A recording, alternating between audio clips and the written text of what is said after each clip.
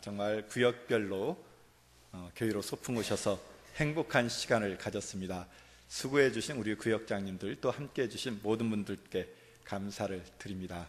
그리고 오늘 또 우리가 다시 주일 예배로 모였는데, 오늘은 성령 강림 주일입니다. 주님께서 약속하셨던 성령을 보내주심으로 우리가 성령을 받고 다시 힘을 얻고 능력을 받아서 이 땅에 복음의 증언자로 살 수 있도록 해주신 날을 기념하는 그런 날, 오늘 성령 강림하셔서 또 여러분들 마음속에도 이 성령이 임하셔서 성령의 능력 속에 살아갈 수 있게 되기를 주님의 이름으로 축원합니다. 옛 말씀 중에 사람이 망할 때 귀부터 망한다 라는 말이 있습니다. 무슨 말씀인지 이해가 되실까요? 사람이 망하려면은 귀부터 망한다. 무슨 말씀이겠습니까? 사람들의 충고나 어떤 훈계의 말씀이 들려오지 않게 된다는 것이죠. 우리가 인생을 살아가다 보면 많은 조언과 또 권면 속에서 나를 바로잡아서 인생을 살아가야 되는데, 이 어른들의 충고 또 교훈의 말씀, 훈계의 말씀들이 들려오지 않게 되면 어떻게 되겠습니까? 나는 옳다라는 생각을 하게 되죠. 자기 주장이 강해지고 결론적으로 교만해지는 삶을 살게 되고, 그 결과는 멸망으로 이어지게 될 것입니다. 신앙생활도 마찬가지죠. 바울 사도는 로마서에서 믿음은 들음에서 난다 이렇게 말을 했습니다. 하나님의 음성이 들려질 때 그 음성을 듣고 우리가 깨닫고 하나님을 알아가면서 우리의 믿음이 성장해 나아갑니다. 그런데 이 하나님의 음성이 들려지지 않을 때 우리의 신앙은 어떻게 되겠습니까? 깨우침이 없습니다. 어디로 가야 할지 방향 제시가 없습니다. 당연히 우리의 신앙도 혼돈에 빠지고 성장은 멈추고, 아니 퇴보로 가게 될 것입니다. 그렇기 때문에 우리는 늘 하나님의 음성에 귀 기울이면서 하나님의 말씀을 따라가야만 진정한 신앙의 삶을 살 수가 있습니다. 그런데 이 하나님의 말씀이 침묵할 때가 있어요. 하나님의 말씀이 들려오지 않을 때가 있습니다. 아니, 하나님은 여전히 말씀하는데 우리가 귀를 막아버리는 그런 경우가 있습니다. 디모데후서 4장 3절에 보면 바울 사도는 디모데에게 이렇게 말합니다. 때가 이르리니 사람이 바른 교훈을 받지 아니하며 귀가 가려워서 자기 사육을 따를 스승을 많이 두고 또 그 귀를 진리에서 돌이켜 허탄한 이야기를 따르리라 이렇게 말하고 있습니다. 때가 이르리니, 그 때가 어느 때가 되겠습니까? 이 때는 마지막 때, 하나님께서 인간을 심판하실 그때가 되면은 사람이 바른 교훈을 받지 아니하고 듣지 않는다는 얘기죠. 또 귀가 가려워서 자기 사육을 따를 스승을 많이 두고 자기 듣기 좋은 말만 듣고 따라간다는 겁니다. 또 그 귀를 진리에서 돌이켜 허탄한 이야기를 따르리라 이렇게 말하고 있습니다. 하나님 말씀을 듣지 않고 그 귀가 막히는 그때가 바로 마지막 때다 이렇게 말씀을 하고 있습니다. 아모스 선지자도 비슷한 말씀을 했죠. 아모스 8장 11절에 보라, 날이 이를지라 내가 기근을 땅에 보내리니 양식이 없어 주림이 아니며 물이 없어 가람이 아니요 여호와의 말씀을 듣지 못할 기간이라 이렇게 말하고 있습니다. 그 날, 이때도 마찬가지 하나님의 심판의 때인데, 그때 우리가 굶주리고 기갈이 있고 여러 가지 어려움이 있을 때인데, 그 어려움은 양식이 없어서 어려움도 아니요 물이 없어서 갈급함도 아니라 하나님의 말씀이 기갈되었기 때문에 우리에게 어려움이 온다 이렇게 말씀을 하고 있습니다. 하나님의 말씀이 들려지지 않을 때, 울려 퍼지지 않을 때, 아니 우리가 하나님 말씀의 귀를 막아버릴 때, 하나님의 말씀이 희미해질 때 우리 인생에 어려움이 찾아옵니다. 그 궁극적인 결론은 비참한 종말로 끝나게 될 것입니다. 실제로 오늘 말씀은 그런 현상을 우리에게 보여주고 있습니다. 하나님의 소리가 희미해졌을 때, 하나님의 음성에 귀를 막아버린 엘리 제사장 시대의 사람에 대해서 오늘 1절에 이렇게 말씀하고 있습니다. 아이 사무엘이 엘리 앞에서 여호와를 섬길 때에는 여호와의 말씀이 희귀하여 이상이 흔히 보이지 않았더라, 이렇게 말하고 있습니다. 하나님의 말씀이 희귀했다, 이상이 보이지 않았다. 하나님의 계시가 사라져 있는, 하나님께서 침묵하고 있는 것처럼 보이는 상황을 말씀해 주고 있습니다. 왜 하나님의 말씀이 희귀해졌을까요? 왜 하나님의 이상이 보이지 않을까요? 왜 하나님께서 침묵하고 있는 것처럼 보이겠습니까?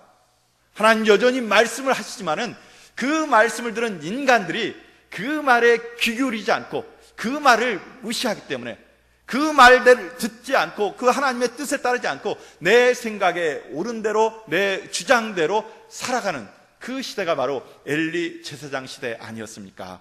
바로 그런 이유 때문에 하나님의 말씀이 희미해졌다, 이렇게 말하고 있습니다. 우리 사사기 지금 마지막 시대입니다.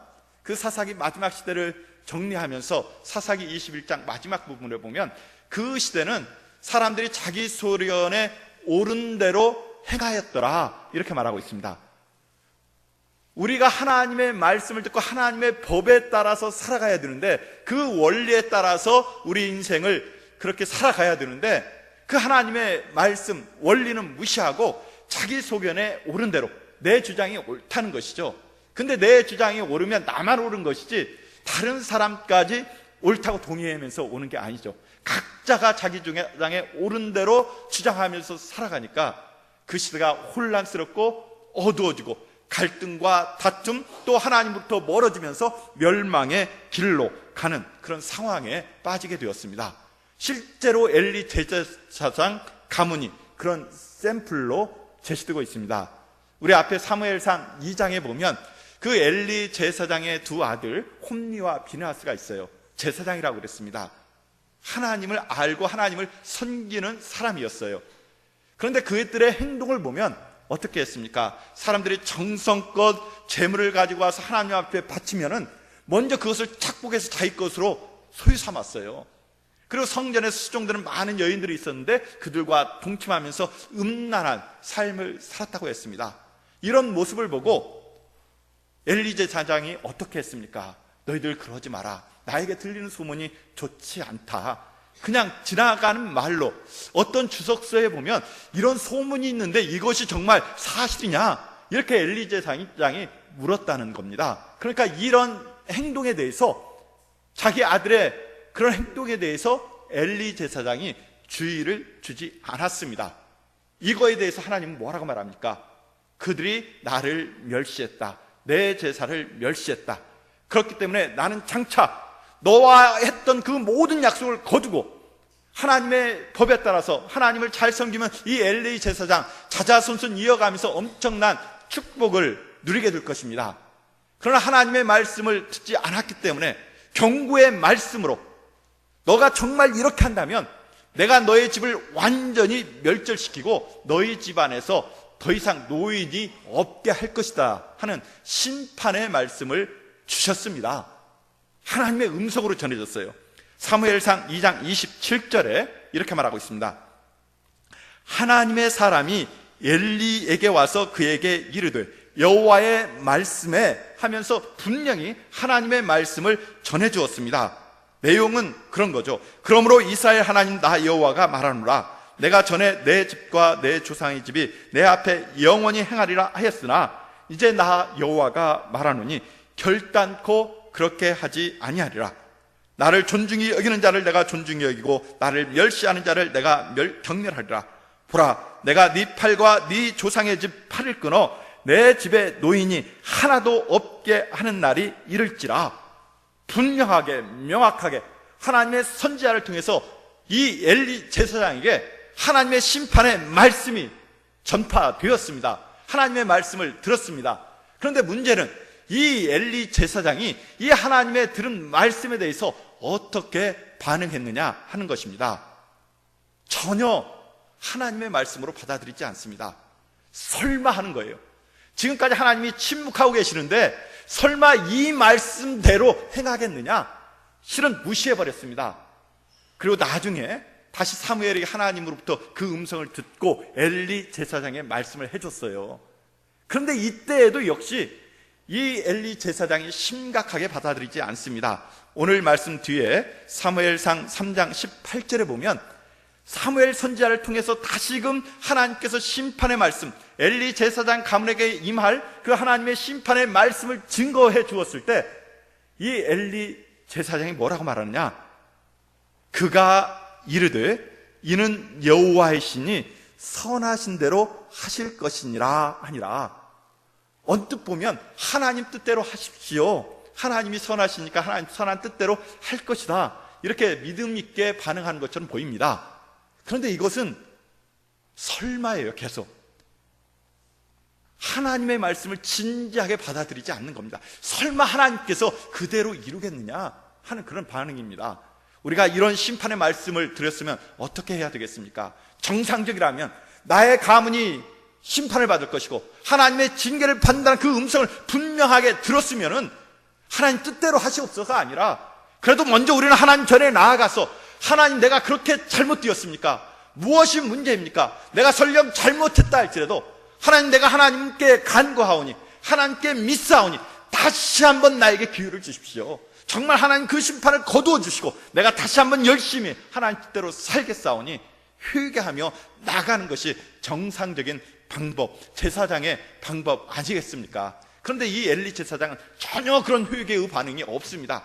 설마 될 대로 되라 하는 식의 반응을 지금 이 엘리 제사장이 보이고 있는 것이죠. 하나님 말씀에 전혀 귀 기울이지 않는 것입니다. 그 결과는 어떻게 되었습니까? 잠시 후에 블레셋이 이 실로에 쳐들어와서 그 법궤를 빼앗기고 전쟁터에 나갔다가 홈리와 비느하스가 그 전쟁터에 동시에 같은 날 죽지 않습니까? 그 소식을 듣고 이 엘리 제사장도 의자에 앉아 있다가 넘어져서 죽었습니다. 그 집안이 정말 노인이 없게 되는, 그렇게 가문이 멸절되는 그런 비참한 심판을 받게 된 것을 우리는 사무엘서를 통해서 알게 됩니다. 왜 이 엘리 제사장이 망하게 되었습니까? 여러 가지 이유가 있지만은 하나님이 말씀하시는데도 불구하고 하나님의 음성이 있는데도 불구하고 그것을 귀 기울여 듣지 않고 귀를 막았기 때문에 결국 엘리 제사장은 멸망당할 수밖에 없었습니다. 우리는 여기에서 교훈을 귀하게 깨닫습니다. 하나님의 말씀에 귀 기울이지 않는다면, 하나님의 말씀이 이 세상에서 침묵하고 있다면 그것은 곧 하나님의 심판이 갖고 왔다는 것이요, 우리는 그 하나님 말씀에 귀 기울이지 않으면 멸망의 길로 갈 수밖에 없다는 것을 알 수가 있습니다. 우리가 신약과 구약의 그 400년 사이를 신구약 중간 시대, 그리고 다른 말로 하나님이 침묵했던 시대라고 이야기합니다. 정말 역사 속에서 유대 역사가 그렇게 어두울 수가 없었어요. 그때 하나님께서 마지막 희망의 등불로 예수 그리스도를 이 땅에 보내주셔서 하나님의 뜻을 선포했습니다. 회개하라, 하나님 나라가 가까이 왔으니 주 예수를 믿으라, 뭐 이런 말씀 선포했는데 그들이 받아들이지 않았잖아요. 결국 그래서 그들은 예수님을 죽였습니다.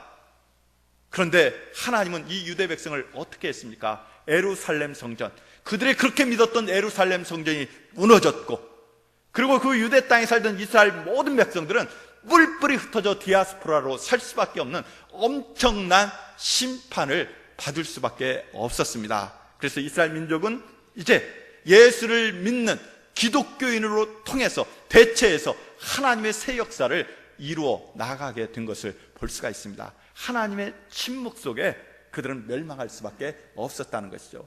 현대 역사도 마찬가지입니다. 우리 근대 역사를 보면 18세기 계몽주의 시대, 합리주의 시대라고 이야기를 합니다. 인간의 이성과 과학이 최고조로 발달했습니다. 모든 것을 의심했고 합리적으로 설명했고 그것을 세상의 원리를 다 아는 것처럼 이야기했습니다. 그러면서 동시에 하나님을 멀리했습니다. 하나님 말씀에 귀 기울이지 않고 우리 인간의 이성의 소리에, 합리성의 그 목소리에, 경험의 소리에 귀 기울이면서 그것을 과학의 발달로, 인간 문명의 발달로 하나님의 나라, 어떤 인간의 이상에 추구하는 세상을 만들려고 노력을 했습니다. 실제로 그 결과로 우리 인간이 굉장히 발달되고 서구 열강들이 강대국이 된 것은 사실이죠. 그러나 그 결과는 어떻게 되었습니까? 서구 열강들이 자기들의 힘을 얻고 강대국 되었을 때 그들은 어떻게 했습니까? 약한 나라 제3세계를 침략하면서 식민지 국가로 만들고 그들끼리 서로 충돌하면서 결국 마지막에는 제1차 세계대전, 제2차 세계대전의 결과를 가져왔습니다. 인간 이성이 최고조로 발달되고 계몽주의, 합리주의, 인간의 그런 그 경험이 최고조, 과학이 최고조로 발달할 것 같았던, 그래서 인간에게 장밋빛 미래가 열어질 거라고 기대했던 그 최후의 결과는 결국 세계대전이라는 끔찍한 전쟁의 결과를 초래하고 인류의 큰 비극을 가져왔습니다. 이때 등장한 위대한 신학자 한 분이 있습니다. 20세기 최고의 신학자라고 하는 칼바르트가 이때 등장하면서 그래도 하나님은 여전히 살아계신다, 그래도 여전히 하나님은 말씀하신다, 그 계시의 말씀을 우리가 들어야 한다고 하면서 로마서 강해를 펴내면서 새로운 신학 운동을 이 칼바르트가 펼쳐져 나아갔습니다. 그가 쓴 책이 로마서 강해이죠. 훗날 신학자들이 이 로마서 강해에 대해서 이런 평가를 내렸습니다. 세계 1차 대전이 하나님의 말씀이 들리지 않는 세대에 대한 첫 번째 폭탄이라면, 칼바르트의 로마서 강해는 하나님 없이 인간의 힘만으로 잘 살 수 있다고 믿는 사람들이 논의는 운동장에 떨어진 두 번째 폭탄이었다, 이렇게 말하고 있습니다. 하나님 말씀을 들리지 않는 그 시대에 세계 1차 대전에 폭탄이 떨어졌고, 그래도 하나님의 말씀이 살아있다라고 다시금 로마서 강해를 통해서 칼바르트는 우리에게 말씀을 해주셨는데, 그것이 하나님 없이도 우리가 잘 살 수 있다고 생각했던 인간의 교만에 경종을 울렸다는 것입니다. 그래서 다시금 하나님의 계시에 집중하면서 하나님 말씀을 찾았을 때 우리 인간에게 희망이 찾아오는 것 아니겠습니까? 그렇습니다. 그래서 시편 기자는 이렇게 말합니다. 하나님의 말씀은 내 발의 등이요 내 길의 빛이라. 우리의 인생의 어둠 속에 있을 때, 절망 속에 있을 때, 정말 암흑과 같은 희망 없는 이 시대에 우리의 희망이 과연 어디에 있느냐? 우리 하나님의 말씀 속에서 찾을 수 있다는 것입니다. 하나님 말씀을 잃어버렸을 때, 하나님 말씀에 귀를 막아버렸을 때, 하나님이 침묵하실 때 인류의 역사는 비극으로 갈 수밖에 없습니다. 그러면 어떻게 해야 되겠습니까? 오늘 말씀 사무엘상 3장에 보니까 그 어둠의 시대에, 하나님 말씀이 희귀하고 이상이 보이지 않는 그 시대에 이 사무엘을 통해서 나중에 어떤 결과를 가져옵니까? 사무엘상 21절에 보면, 3장 21절에 보면 다시 이렇게 결론을 맺고 있습니다.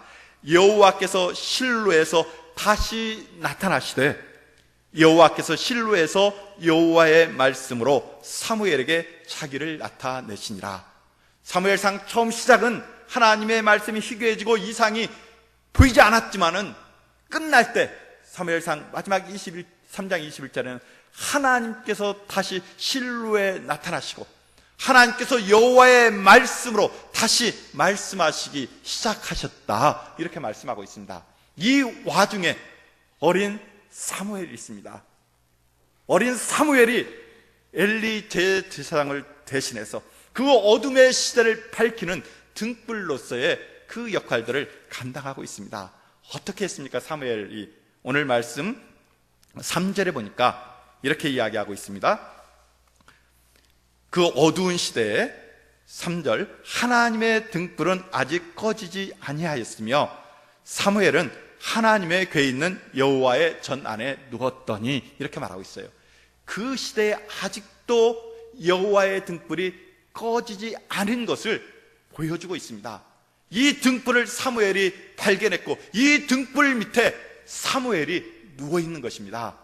우리가 이 어둠의 시대 속에, 그래서 여전히 하나님은 우리에게 등불로 존재한다는 것을 믿음으로 고백할 수 있어야 될 줄 믿습니다.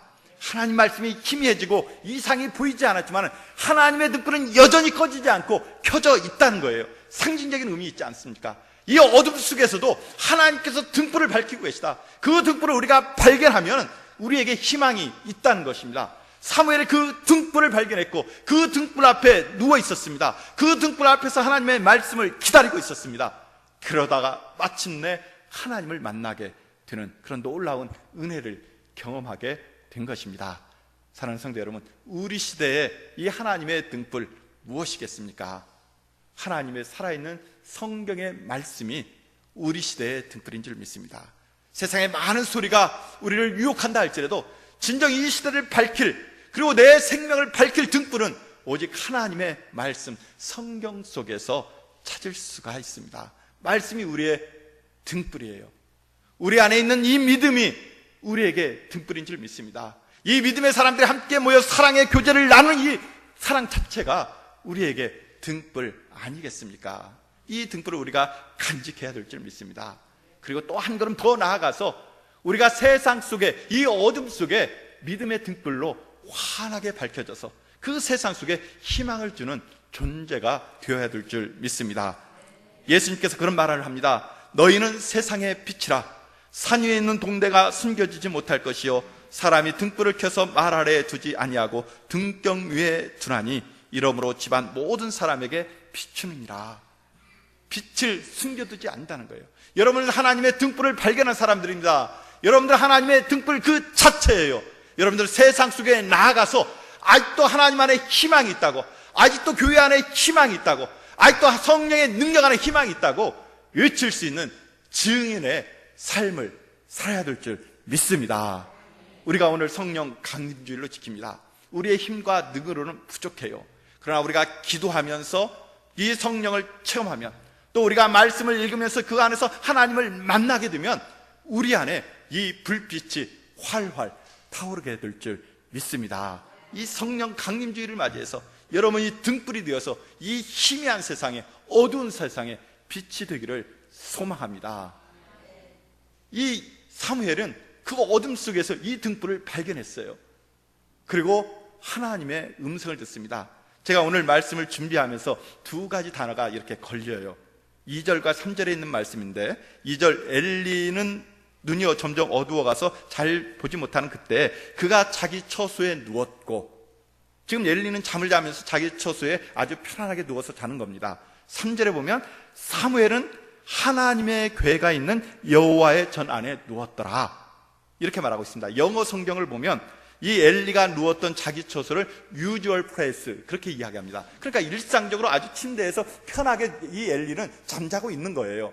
근데 지금 사무엘은 하나님의 법궤가 있는 성소 옆에서 누워서 자고 있습니다. 하나님이 나타나시면, 하나님이 말씀하시면 일상적인 침대 위에 나타나시겠습니까? 아니면 하나님의 궤가 있는 성소에 나타나겠습니까? 성소에 나타날 수밖에 없는 것이죠. 지금 벌써 기대치가 차이가 나는 겁니다. 엘리는 자기 처소에 편안히 누워있고, 사무엘은 하나님의 하나님의 성소에서 하나님의 말씀을 기다리면서 누워있습니다. 정말 하나님이 나타나서 말씀하시잖아요. 근데 이 사무엘이 그것을 하나님의 음성으로 구별하지 못합니다. 왜 그렇습니까? 아직 어려요. 그래서 하나님을 알지 못했고, 하나님의 말씀이 아직까지 사무엘에게 나타난 적이 없기 때문에 이 경험적으로 알지 못합니다. 마치 하나님이 불렀는데 엘리 제사장이 부른 줄 알았어요. 그래서 누구에게로 갑니까? 엘리 제사장이 갔어요. 나도 안 불렀다. 3번씩 하다가 엘리 제사장이 그래도 경험이 있어서, 이것은 하나님이 부르시는 거구나. 그러면 이렇게 해라. 내가 여기 있사오니 말씀하옵소서. 이렇게 알려주었을 때, 오늘 사무엘상 3장 10절에 보면 정말 하나님께서 그 성소에 나타납니다. 여호와께서 임하여 서서 전과 같이 사무엘아 사무엘아 부르시는지라. 사무엘에게 나타나서 사무엘을 불렀습니다. 하나님 전에 나아가서 하나님 앞에 나아갔을 때 이제 비로소 사무엘은 하나님의 음성을 듣게 되는 것입니다. 우리가 하나님의 음성을 들을 수 있는 곳은 어디입니까? 바로 예배의 자리로, 하나님의 성소로 나아가서 하나님 앞에 나올 때 하나님의 음성을 듣게 되는 줄 믿습니다. 세상 다른 곳으로 가도 이 하나님의 음성 안 들려요. 우리를 유혹하는 세상에 많은 것들이 얼마나 많습니까? 세상에 많은 철학과 인문학과 또 많은 것들이 정말 우리를 유혹하고 있습니다. 이것을 알아야만 현대 지성인으로 살아갈 수 있는 것처럼 우리를 유혹하고 있어요. 그러나 물론 그것도 필요하겠지만은 정말 우리 근원되는 생명의 말씀, 정말 우리 인간의 모든 문제를 해결할 수 있는 그 근원의 말씀은 바로 이 성경 하나님 안에 계신 줄 믿습니다. 세상으로 가면, 그 세상 학문을 따라가면 결국 우리는 귀가 막히게 됩니다. 하나님의 말씀이 들리지 않게 돼요. 그 결과는 아까 말했던 것처럼 비극적인 종말입니다. 하나님께로 와서 하나님의 말씀을 들을 때, 하나님의 등불을 발견할 때 우리에게 희망이 있는 줄 믿습니다. 우리가 이사야 선지자를 생각하면 그 시대는 이사야가 막 그렇게 선지자로 부름받았을 때는 남유다 역사에서 가장 어두운 시대였습니다. 그 전에 왕 우시야 왕이 무려 52년을 통치하면서 나름대로 이 남유다를 잘 다스렸어요. 근데 갑자기 이 우시야 왕이 죽었습니다. 그때 이제 북이스라엘이 북쪽에 있는 아랍과 연합해서 남쪽 유다를 공격해 오려고 할, 그럴 때 굉장히 위기의 상황, 절망의 상황입니다. 이때 이사야가 이 남유다 백성을 위로하고 구원하게 되는데, 이 이사야가 그 힘과 능력을 어떻게 얻게 됩니까? 이사야 6장에 보면 이 이사야가 하나님을 만나는 장면이 나오는데 바로 하나님의 성소로 올라갑니다. 하나님을 만나게 돼요. 거기서 하나님을 만나면서 내 입술이 부정하다 하면서 입술로 그 하나님의 성령의 불로 그 입술이 다 정화되고, 하나님께서 내가 누구를 보낼까? 이 어둠의 시대 내 말을 누가 세상에 나가서 전할까? 이 백성을 누가 위로할까? 하나님 탄식할 때 이사야 선지자가 뭐라고 말합니까? 바로 그 성소에서 하나님을 만나면서 주여 내가 여기 있사오니 나를 보내소서.